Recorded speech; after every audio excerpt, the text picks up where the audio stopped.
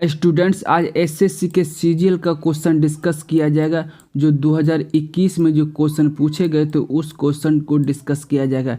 यानी कि 17 अगस्त 2021 को जो क्वेश्चन पूछा गया था उस क्वेश्चन को डिस्कस किया जाएगा। ये सारे क्वेश्चन सीजीएल के एग्ज़ाम में क्वेश्चन पूछे गए थे, ठीक है। और इससे पहले वाले वीडियो यानी कि 18 अगस्त 2021 को जो क्वेश्चन पूछे गए थे सीजीएल के एग्ज़ाम में उस क्वेश्चन को डिस्कस कर दिया गया है इससे पहले वाले वीडियो में, ठीक है। तो आप उसको जाकर भी देख सकते हैं। तो आज के क्लास में हम लोग डिस्कस करने वाले हैं एसएससी के सीजीएल में जो एग्ज़ाम में पूछे गए थे 17 अगस्त 2021 में जो क्वेश्चन पूछे गए थे सीजीएल के एग्ज़ाम में उस क्वेश्चन को आज हम लोग इस क्लास में डिस्कस करने वाले हैं।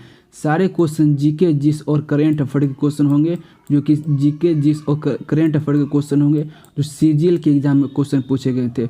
अच्छा, जीके जिस और करेंट अफेयर से कितने क्वेश्चन पूछे जाते हैं? तो मात्र 25 क्वेश्चन पूछे जाते हैं। सीजीएल में जो जीके जिस और करेंट अफेयर के क्वेश्चन 25 क्वेश्चन पूछे जाते हैं, ठीक है। 25 क्वेश्चन पूछे जाते हैं। तो आज हम 25 क्वेश्चन का डिस्कस करने वाले हैं इस क्लास में विस्तारित रूप से, ठीक है। तो पहला क्वेश्चन है स्टूडेंट, देखिए पिछला अगर आप एसएससी की तैयारी कर रहे होंगे, एसएससी सीजीएल की तैयारी कर रहे होंगे या सीएचएस की तैयारी कर रहे होंगे, एसएससी सीएचएस की तैयारी कर रहे होंगे या एमटीएस का तैयारी कर रहे होंगे, एसएससी एमटीएस की तैयारी कर रहे हो तो पिछले कम से कम 5 साल का क्वेश्चन आप जरूर बनाइए, ठीक है। इससे आपको आने वाला एग्जाम में काफ़ी ज़्यादा बेनिफिट होने वाला है, क्योंकि कई सारे क्वेश्चन तो रिपीट भी होते हैं, ठीक है। कई सारे क्वेश्चन तो रिपीट भी होते हैं जीके जीएस में, और अगर रिपीट भी नहीं होते हैं तो इससे आपको आंकड़ा लग जाएगा। पिछले साल के क्वेश्चन से आपको आंकड़ा लगेगा कि किस टाइप क्वेश्चन पूछे जाते हैं एसएससी के एग्ज़ाम में, ठीक है। और किस लेवल से हम लोग को तैयारी करना चाहिए एसएससी के एग्ज़ाम में। तो ये सब पता तब चलेगा जब पिछले साल का क्वेश्चन आप बनाइएगा, कम से कम 5 साल का क्वेश्चन बनाइएगा। तो इसके लिए आपको ज़्यादा मेहनत करने की ज़रूरत नहीं, बस रोज़ एक सेट जरूर मारिए, पिछले साल का क्वेश्चन बनाइए, उससे आपको काफ़ी ज़्यादा बेनिफिट होने वाला है, ठीक है। तो हम लोग क्वेश्चन की ओर चलते हैं। पहला क्वेश्चन क्या कहता है वो देखिए, आप लोग भी पढ़िए और समझिए, ठीक है, और बताइए कि इसका आंसर क्या होगा। बताइए, पहला क्वेश्चन कहता है कि 1 मीटर में कितने माइक्रोन होते हैं? बताइए, 1 मीटर में कितने माइक्रोन होते हैं? इसका जवाब दीजिए। ये 2021 में क्वेश्चन पूछे गए थे, सीजीएल के एग्जाम में क्वेश्चन पूछे गए हैं। 1 मीटर में कितने माइक्रोन होते हैं? बताइए, इसका जवाब दीजिए। तो 10 लाख माइक्रोन होते हैं, ठीक। कितने होते हैं? 1 मीटर में 10 लाख माइक्रोन होते हैं, ठीक है। 1 मीटर में कितने माइक्रोन होते हैं? तो 10 लाख माइक्रोन होते हैं। अच्छा, माइक्रोन होता क्या है? तो माइक्रोन जो है आपको, माइक्रोन एक बहुत छोटी इकाई है, ठीक है। बहुत छोटी इकाई है जो कि इसको सूक्ष्म जीवों को मापने के लिए उपयोग किया जाता है। उसको मोटाई और व्यास को मापने के लिए माइक्रोन का उपयोग किया जाता है, ठीक है। अच्छा, माइक्रोन का एसआई यूनिट क्या होता है? तो माइक्रोन का एसआई यूनिट मीटर होता है, ठीक है। माइक्रोन का एसआई यूनिट जो होता है मीटर होता है, ठीक है। इसको भी आप ध्यान में रखिएगा, ठीक है। अगला क्वेश्चन आपके सामने ये रहा। देखिए, आप लोग भी पढ़िए और समझिए और जवाब दीजिए, ठीक है, कि ये सारे क्वेश्चन पिछले साल 2021 में क्वेश्चन पूछे गए हैं सीजीएल के एग्जाम में, ठीक है। तो दूसरा क्वेश्चन कहता है कि निम्न अर्थशास्त्रियों में से किसने सीमांत उपयोगिता हार्स डीएमयू का नियम प्रतिपादित किया था? बताइए, कौन है जो कि डीएमयू का नियम प्रतिपादित किया था? इसका जवाब दीजिए। इसका जवाब दीजिए, कौन है वो? तो एडम स्मिथ ने डीएमयू का नियम प्रतिपादित किए थे, ठीक है। अच्छा, एक चीज़ और जानिए कि ठीक है, एडम स्मिथ कौन थे? बताइए, एडम स्मिथ जो है कौन थे? एडम स्मिथ को अर्थशास्त्र का पितामह भी कहा जाता है, ठीक है। एडम स्मिथ को अर्थशास्त्र का पितामह भी कहा जाता है। अच्छा, ये जो है से कहाँ के हैं? ठीक है, एडम स्मिथ को जो है अर्थशास्त्र का पितामह भी कहा जाता है। ये आधुनिक अर्थशास्त्र का निर्माता भी इनको कहते हैं, ठीक है। एडम स्मिथ को जो है आधुनिक अर्थशास्त्र के निर्माता भी कहा जाता है इनको, ठीक है। अच्छा, ये कहाँ के हैं? तो ये ब्रिटेन के हैं। कहाँ के हैं? तो ब्रिटेन के हैं, ठीक है। ये ब्रिटेन के हैं और इनका जन्म कहाँ हुआ था। अब जन्म कब हुआ था, तो इनका जन्म जो है 1773 ईस्वी में हुआ था। कब हुआ था, 1773 ईस्वी में एडम स्मिथ का जन्म हुआ था। ठीक है, तो अब इससे 3-4 क्वेश्चन तैयार हो गया कि एडम स्मिथ को अर्थशास्त्र का पितामह भी कहा जाता है। ठीक है, और आधुनिक अर्थशास्त्र का निर्माता भी कहा जाता है एडम स्मिथ को। ठीक है, तो इस टाइप क्वेश्चन आप लोग देख लीजिएगा, ध्यान में कर लीजिएगा। ठीक है, देखिए अगला क्वेश्चन आपके सामने ये रहा, आप लोग भी पढ़िए और समझिए और बताइए निम्न में से कौन सा कथन सकारात्मक अर्थशास्त्र से संबंधित है। बताइए, इसका जवाब दीजिए। निम्न में से कौन सा कथन सकारात्मक अर्थशास्त्र से संबंधित है। तीसरा नंबर क्वेश्चन आपका ये रहा, देखिए स्फीति की तुलना में मुद्रास्फीति बेहतर होती है। ये गलत, ये ऐसा नहीं हो सकता है। ठीक है, अगला है आपका, देखिए अगला क्या कहता है, अगला है आपका कि विलासिता लग्जरी वस्तु का अधिक उत्पादन कम विकसित देशों के लिए अच्छा नहीं होता। ये भी आंसर नहीं होगा। ठीक है, देखिए मुद्रा आपूर्ति में वृद्धि का अर्थ अर्थशास्त्र अर्थव्यवस्था में वृद्धि होना, मतलब ये आंसर होगा। ठीक है, मुद्रा आपूर्ति में वृद्धि का अर्थ का मतलब होता है कि अर्थव्यवस्था में वृद्धि होना। ठीक है, ये आंसर बिल्कुल सही होगा। ठीक है, अगला क्वेश्चन आपके सामने ये रहा, देखिए अगला क्वेश्चन आपके सामने ये रहा, अगला क्वेश्चन है स्वराज पार्टी के निर्माण में मोतीलाल नेहरू के साथ निम्न में से किसकी प्रमुख भूमिका थी। बताइए, स्वराज पार्टी का जो निर्माण हुआ था मोतीलाल नेहरू ने किए थे और साथ में उनका साथ कौन दिए थे। बताइए, इसका जवाब दीजिए। स्वराज पार्टी का गठन कौन कौन नेता मिलकर किए थे, इसका जवाब दीजिए आप। चित्तरंजन दास और मोतीलाल नेहरू स्वराज पार्टी का निर्माण किए थे। ठीक है, चित्तरंजन दास और मोतीलाल नेहरू ने स्वराज पार्टी का निर्माण किए थे। ठीक है, पार्टी का गठन किए थे। ठीक है, चित्तरंजन दास और मोतीलाल नेहरू स्वराज पार्टी का गठन किए थे। ठीक है, अच्छा स्वराज पार्टी का गठन कब किया गया था, ये बताइए। स्वराज पार्टी का गठन कब किया गया था, इसका जवाब दीजिए। तो स्वराज पार्टी का गठन, ये सब काफ़ी इंपॉर्टेंट क्वेश्चन है। ठीक है, इससे क्वेश्चन 2022 में पूछा जा सकता है। ठीक है, इसलिए इस तरह के क्वेश्चन आप देख लीजिए। बताइए स्वराज पार्टी का गठन कब किया गया था, तो 1923 ईस्वी में स्वराज पार्टी का गठन किया गया था। ठीक है, 1923 ईस्वी में स्वराज पार्टी का गठन किया गया था, जिसमें मोतीलाल नेहरू और चित्तरंजन दास दोनों मिलकर स्वराज पार्टी का गठन किए थे। ठीक है, अच्छा मोतीलाल नेहरू जो हैं 2 बार कांग्रेस अध्यक्ष हुए थे। ठीक है, कब कब हुए थे, 1919 ईस्वी में हुए थे। ठीक है, और एक बार 1920 ईस्वी में हुए थे। ठीक है, मोतीलाल नेहरू ने 2 बार कांग्रेस अध्यक्ष हुए थे, एक बार 1919 ईस्वी में और एक बार 1920 ईस्वी में, यानी कि लगातार 2 बार। ठीक है, इस सब को ध्यान में आप रखिएगा, आने वाला एग्जाम में आपको काफ़ी बेनिफिट होने वाला है। ठीक है, और अगला बताइए। अच्छा अगला क्वेश्चन आपके सामने ये रहा, गंगा नदी बिहार राज्य को कितने भागों में विभाजित करती है, ये बताइए। गंगा नदी बिहार राज्य को कितने भागों में विभाजित करती है, तो 2 भागों में विभाजित करती है। कितने भागों में विभाजित करती है, तो 2 भागों में विभाजित करती है। ठीक है, अब वो कौन कौन 2 भाग है ये बताइए। बिहार राज्य को जो 2 भागों में विभाजित करती है गंगा नदी, वो कौन 2 भाग है बताइए, इसका जवाब दीजिए आप। कितने भागों में गंगा नदी विभाजित करती है बिहार को, तो 2 भागों में विभाजित करती है। ठीक है, कितने भागों में विभाजित करती है, तो 2 भागों में विभाजित करती है। ठीक है, और वो कौन कौन 2 भाग ये हमको बताइए, वो कौन कौन 2 भाग है, तो उत्तर बिहार। ठीक है, उत्तर बिहार में, ठीक है, उत्तर बिहार और पूर्वी बिहार। दूसरा कौन होगा, पूर्वी बिहार में विभाजित करती है गंगा नदी। ठीक है, और बताइए इसका और इम्पोर्टेंट क्वेश्चन होगा कि गंगा नदी कहाँ से निकलती है, इसका जवाब दीजिए।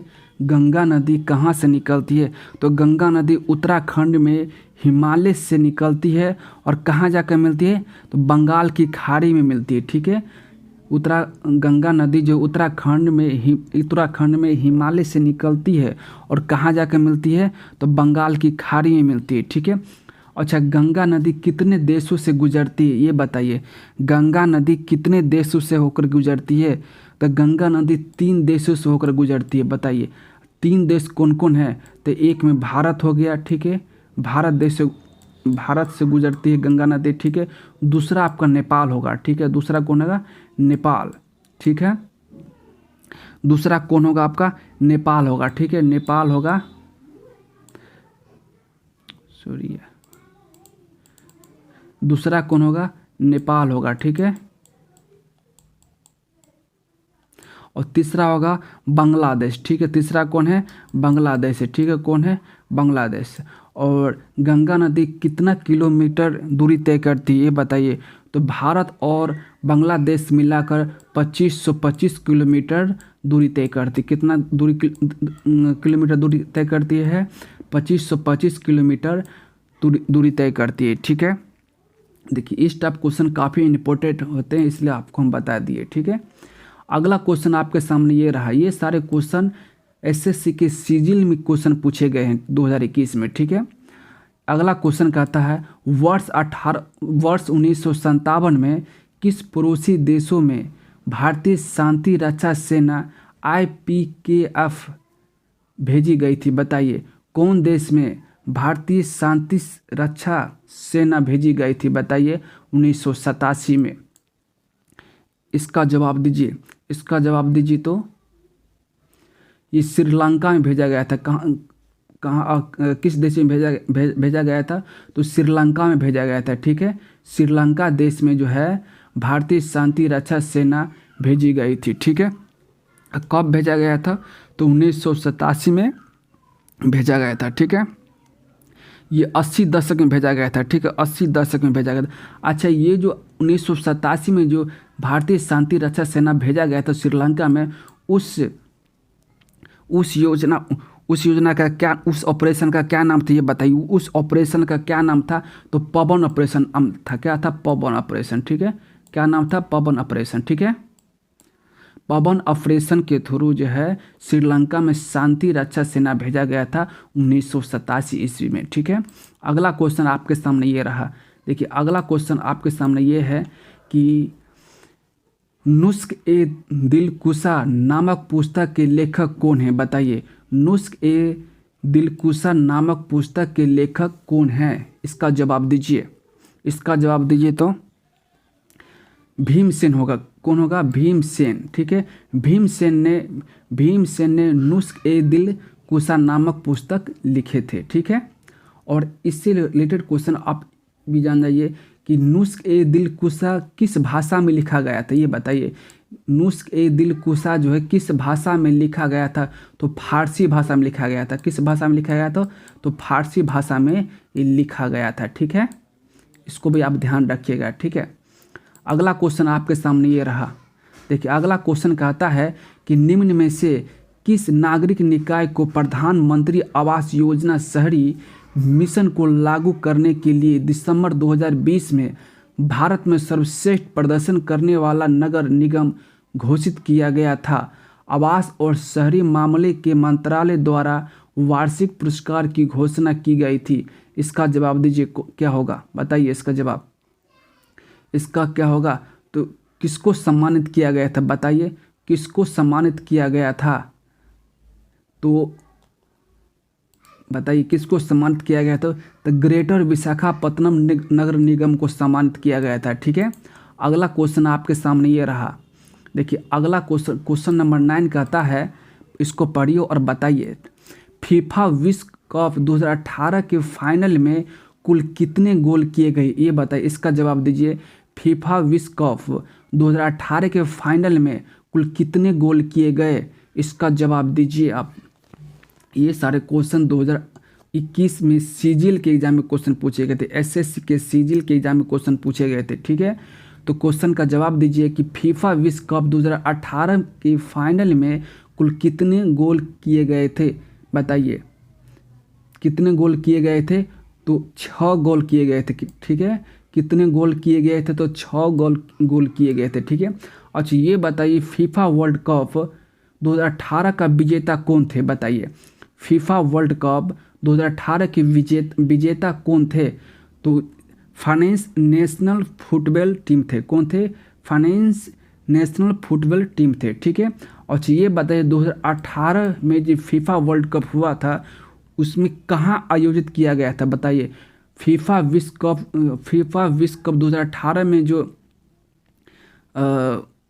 आयोजित किया गया था वो किस देश में आयोजित किया गया था? तो ये रूस में आयोजित किया गया। कहाँ किया गया था? रूस में, ठीक है।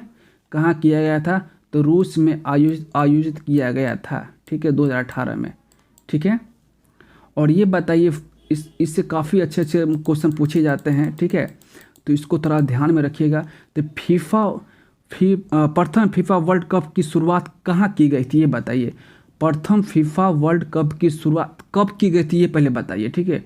प्रथम फीफा वर्ल्ड की शुरुआत कब की गई थी? तो 13 जुलाई, ठीक है, 13 जुलाई 1930 ईस्वी में किया गया था। कब किया गया था? 1930 ईस्वी में किया गया था, ठीक है। 13 जुलाई 1930 ईस्वी में किया गया था फीफा वर्ल्ड कप की शुरुआत, ठीक है। अगला क्वेश्चन आपके सामने ये रहा। इस टाइप क्वेश्चन आप लोग देख लीजिएगा क्योंकि इस टाइप ही क्वेश्चन पूछे जाते हैं एसएससी सीजीएल के एग्जाम में, ठीक है। अगला क्वेश्चन आपके सामने ये रहा। जनवरी 2021 तक की स्थिति के अनुसार भारतीय पुरुष हॉकी टीम के कप्तान का नाम बताइए। 2021 में जो भारतीय पुरुष हॉकी टीम के कप्तान कौन थे बताइए 2021 में? अभी 2022 चल रहा है, ठीक है। 2021 में जो है भारतीय पुरुष हॉकी टीम के कप्तान का नाम बताइए। इसका जवाब दीजिए। तो मनप्रीत सिंह पावर थे। कौन थे? मनप्रीत सिंह पावर, ठीक है। भारतीय पुरुष हॉकी टीम के कप्तान 2021 में मनप्रीत सिंह पावर थे, ठीक है। अच्छा, इससे रिलेटेड क्वेश्चन और देख लीजिए। मनप्रीत सिंह पावर कहाँ के थे ये बताइए। मनप्रीत सिंह पावर कहाँ के हैं ये बताइए। तो ये पंजाब के हैं। कहाँ के हैं? तो पंजाब के हैं, ठीक है। पंजाब के हैं। अच्छा, पंजाब में कहाँ के हैं ये बताइए। पंजाब के जालंधर शहर में है, ठीक है, जालंधर शहर के हैं, ठीक है। इसको आप देख लीजिएगा। अगला क्वेश्चन है, देखिए अगला क्वेश्चन है आपका कि येरला वर्ना डिंडी किस नदी की सहायक नदी है बताइए। येरला वर्ना डिंडी किस नदी की सहायक नदी है? इसका जवाब दीजिए। इसका जवाब दीजिए। तो कृष्णा नदी के सहायक नदी, ठीक है। येरला वर्ना डिंडी जो है कृष्णा नदी की सहायक नदी है, ठीक है। कृष्णा नदी के सहायक नदी है, ठीक है। चलिए अगला क्वेश्चन आपके सामने ये रहा। जनवरी 2021 तक की स्थिति के अनुसार केंद्रीय फिल्म प्रमाण बोर्ड के अध्यक्ष कौन थे ये बताइए। इसका जवाब दीजिए। तो इसका जवाब दीजिए। इसका जवाब दीजिए।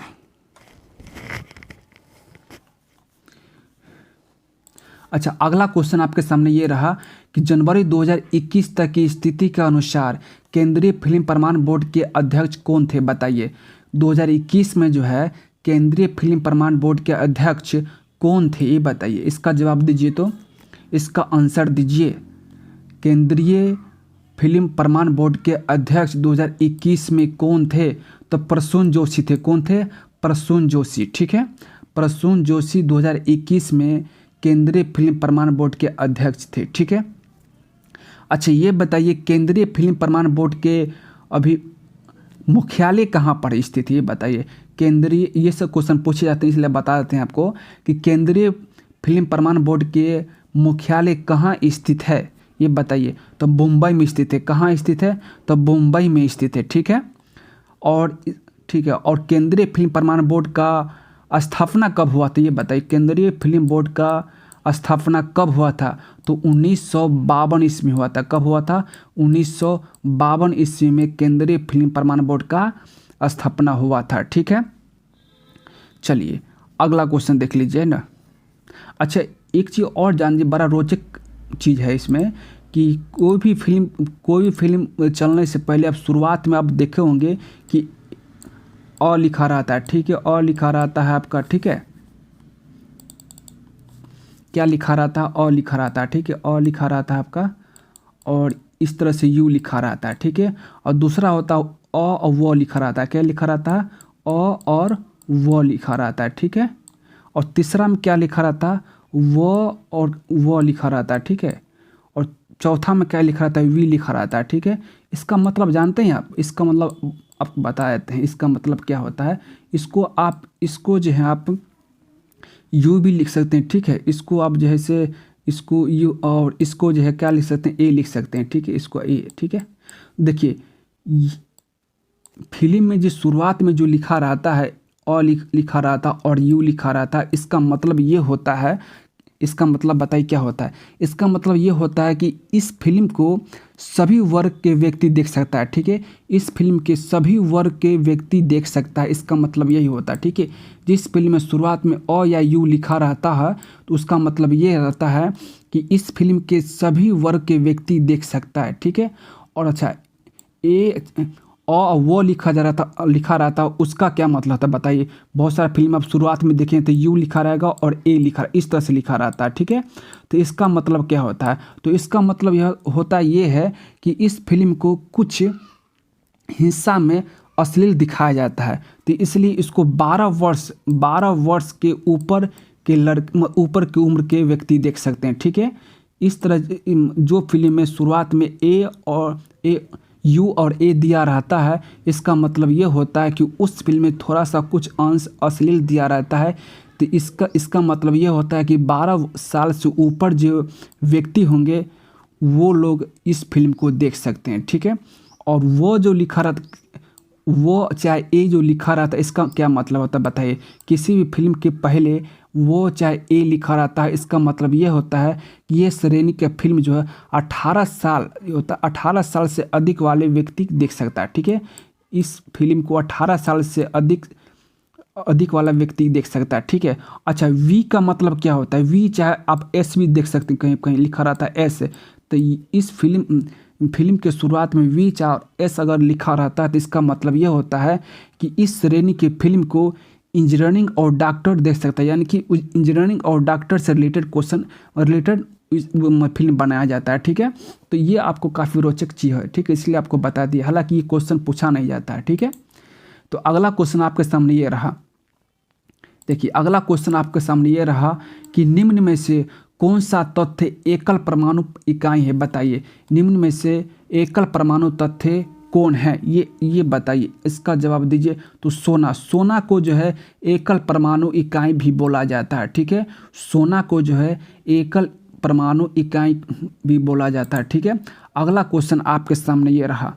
क्वेश्चन नंबर 14 कहता है कि निम्न में से कौन सा पादप के मूल तंत्र के मुख्य कार्य में शामिल नहीं है? बताइए, इसका जवाब दीजिए। तो आप पौधे के भाग को एक उचित स्थान प्रदान करता है, ये नहीं होगा। ये अगला क्वेश्चन देखिए, अगला ऑप्शन देखिए, पौधे के हिस्से को भोजन की आपूर्ति करना, ठीक है।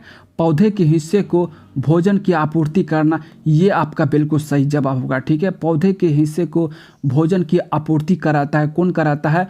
पादप के मूल तंत्र कराता है, ठीक है। पादप के मूल तंत्र का काम क्या है कि पौधे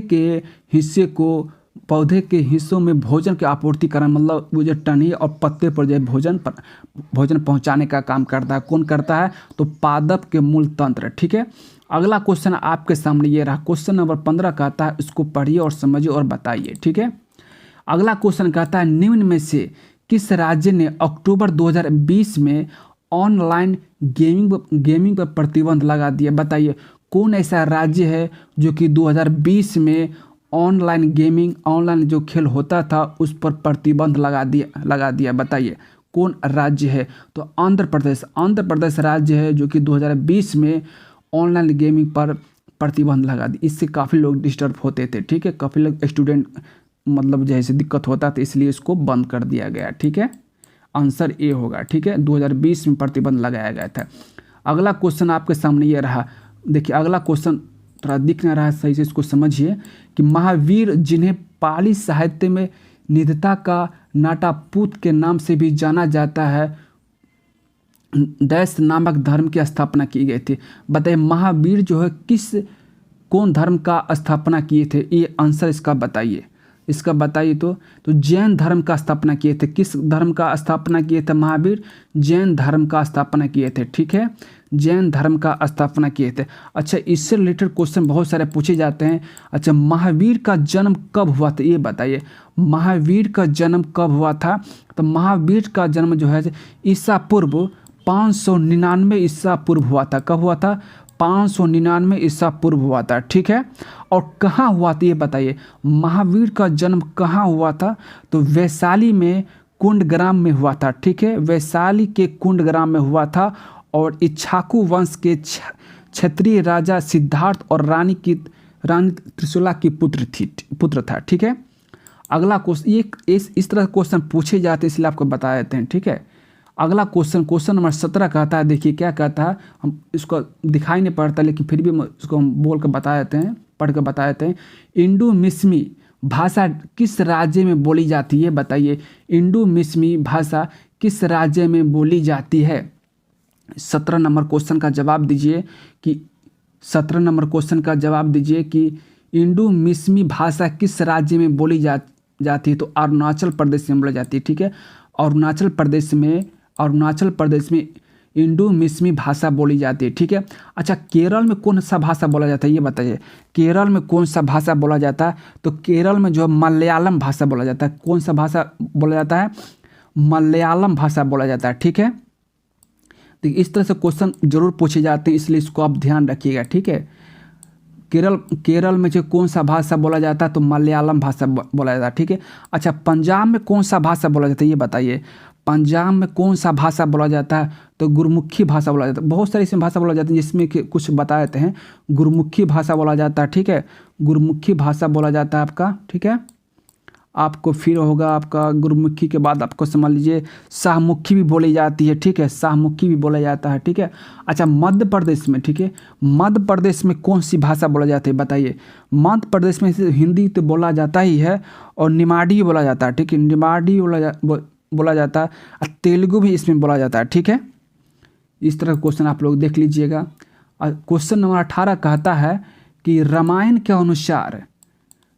के अनुसार डैश का दूसरा नाम रत्नाकर था बताइए। रामायण के अनुसार डैश का दूसरा नाम रत्नाकर था। वाल्मीकि होगा। ठीक है, वाल्मीकि। ठीक है, अच्छा, रामायण का रचयिता कौन थे ये भी बताइए। ये भी क्वेश्चन पूछे जाते हैं आपको। रामायण का रचयिता कौन थे? तो ये भी वाल्मीकि रचे थे। ठीक है, वाल्मीकि रामायण के रचयिता थे। ठीक है, अगला क्वेश्चन आपके सामने ये रहा। क्वेश्चन नंबर 19 देखिए। क्वेश्चन नंबर 19 क्या कहता है वो पढ़िए और समझिए और बताइए। ठीक है, भारत सरकार के किस मंत्रालय ने जनवरी 2021 में ई गवर्नर में सर्वश्रेष्ठ प्रदर्शन के लिए स्कॉच चैलेंजर अवार्ड प्राप्त किया बताइए। किस मंत्रालय ने स्कॉच चैलेंजर अवार्ड प्राप्त किया 2021 में ये बताइए। इसका जवाब दीजिए आप। कौन 2021 में स्कॉच चैलेंजर अवार्ड कौन मंत्रालय प्राप्त किया ये इसका जवाब दीजिए तो। ठीक है, जनजाति कार्यालय मंत्रालय ने स्कॉच चैलेंजर अवार्ड प्राप्त किया था। ठीक है,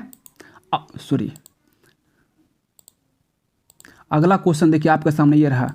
अगला क्वेश्चन जो है, अगला क्वेश्चन आपके सामने ये रहा। क्वेश्चन नंबर 20 कहता है, देखिए क्वेश्चन नंबर 20 कहता है, इसको पढ़िए और समझिए और बताइए। ठीक है, क्वेश्चन नंबर 20 कहता है, मैनामती और गोपी चंद की कहानी निम्न में से किस साहित्यिक कृत का हिस्सा है बताइए। इसका जवाब दीजिए कि मैनामती और गोपी चंद की कहानी निम्न में से किस साहित्यिक कृत का हिस्सा है। 20 नंबर क्वेश्चन क्या कहता है वो पढ़िए। ठीक, और अब जवाब दीजिए। तो नाथ साहित्य का क्या होगा? नाथ साहित्य। ठीक है, अगला क्वेश्चन आपके सामने ये रहा। क्वेश्चन नंबर 21 21 नंबर क्वेश्चन देखिए क्या कहता है कि आम का वानस्पतिक नाम क्या है बताइए। आम का साइंटिफिक नाम क्या होगा ये इसका जवाब दीजिए। ये काफ़ी क्वेश्चन पूछे जाते हैं, इसको आप देख लीजिएगा।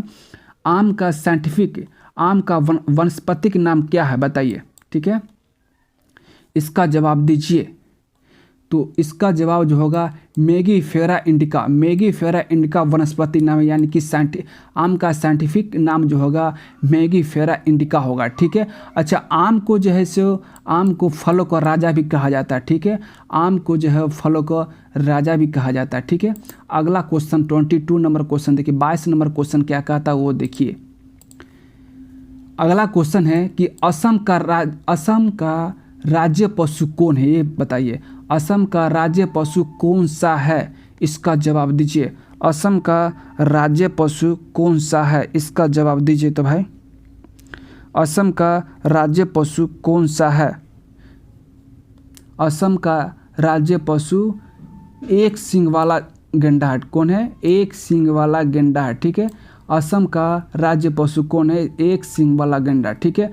अच्छा, हाथी किस राज्य का पशु है, बताइए। हाथी जो है किस राज्य का राज्य पशु है, इसका बताइए। तो हाथी जो होगा आपको केरल का भी राज्य पशु है। ठीक है, हाथी आपका केरल का भी राज्य पशु है। ठीक है।